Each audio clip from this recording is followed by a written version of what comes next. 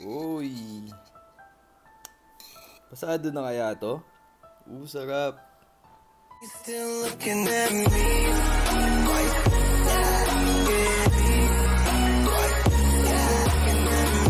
Hola, kamusta mga tatak K-Mac?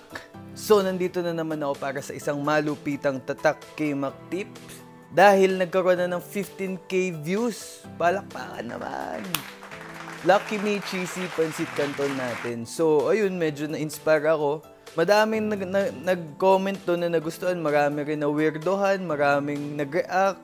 So, ngayon, magluluto na naman tayo. Kagaya ng nakagawian. Feeling chef na naman tayo. In 3, 2, 1. Ang mahiwagang bandana. Kasi feeling ko swerte to eh. So, ayan. Nagugutom na ako. Di ko na to patatagalin. Tara. Samahan niyo ako sa kusina. Let's go! Dalawang itlog. Yan. Tapos, konting asin. Asin. Lagyan natin ng konting asin. Cinnamon. Pwede rin asukal. Konti lang. Kasama naman natin ang gatas.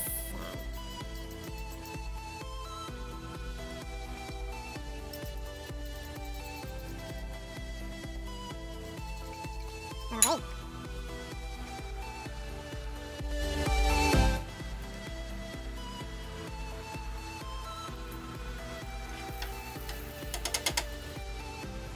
Okay, so pagkas natin i-dip. Ayan. Antayin hanggang sa maging golden brown. Hina lang dapat yung apoy. Ayan, ang bango. Guys, ang bango talaga, sobra. So nakita niyo bumubula-bula ang gilid. Huwag niyong i-check ng i-check. Kapag nakita niyo, konti na lang yung pagbula. Konti na lang pagbula. Tsaka nyo, balik natin. Ayan, konti na lang ang bula. Subukan natin. Ooh. Nice. Homemade French toast. Mukhang okay na itong isa. Tignan natin. Uy! Tama-tama. One down. Gawa ulit tayo.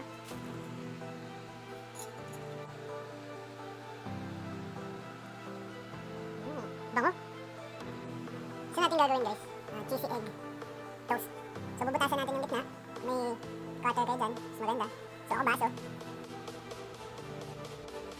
So may pagkatapos ng butasan, hindi yan masasayang. At ang pinakahuli,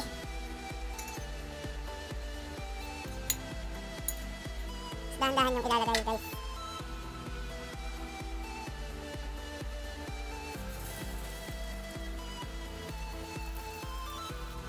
Ika-crack nyo itong itlog doon.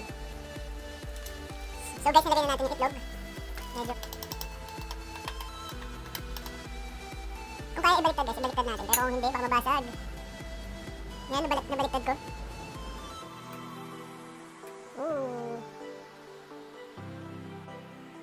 Siyempre, may niready na akong cheese.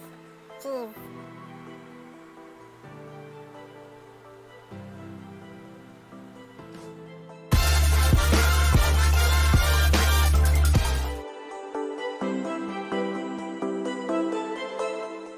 Tapos na nga ulit ang ating pagluluto. Ayan na yung finished product. Oh! At tapos na ang ating pagiging chef. So guys, kung makikita nyo, yung cheese na nilagay natin kanina, nagmelt na.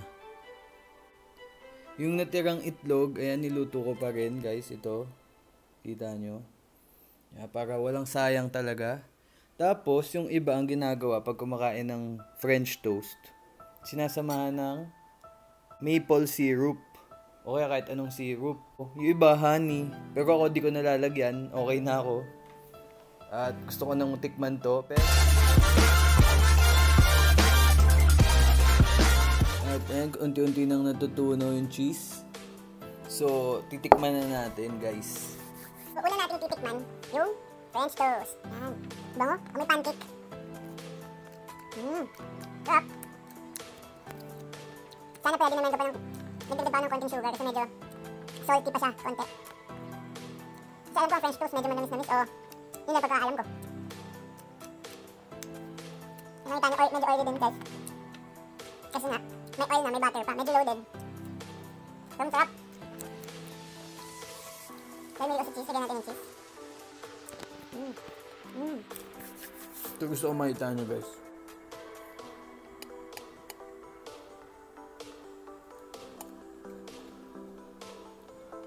Uy. Perfectly cooked. Parang chef talaga guys. Tignan nyo ha. Uy. Masado na kaya to? Sarap. Grabe guys. So nakita nyo naman, perfectly cooked yung ating egg and cheese toast. Titikman naman natin guys. So first time ko gumawa nito guys. Nabasa ko lang to sa isang magazine.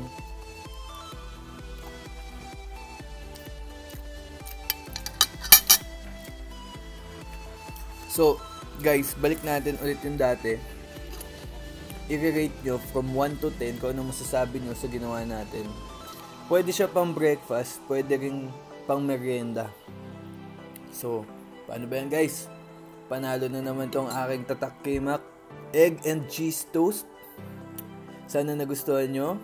Kain tayo. Maraming salamat guys. Kung first time nyo pa lang sa channel ko, please hit that subscribe button and that notification bell over there. Also, kung nagustuhan nyo, thumbs up, like guys, and don't forget to please watch my other vlogs and videos here in my channel. And dahil nga nagkaroon ng 15k views yung ating Lucky Me Cheesy Pancit Canton, kung di nyo pa napapanood, panoorin nyo. Sana magustuhan nyo rin itong aking bagong creation. At susubukan natin gumawa pa ng maraming tips para sa inyo. So yun lamang guys. Kain tayo. I'm out and about to eat. Bye-bye!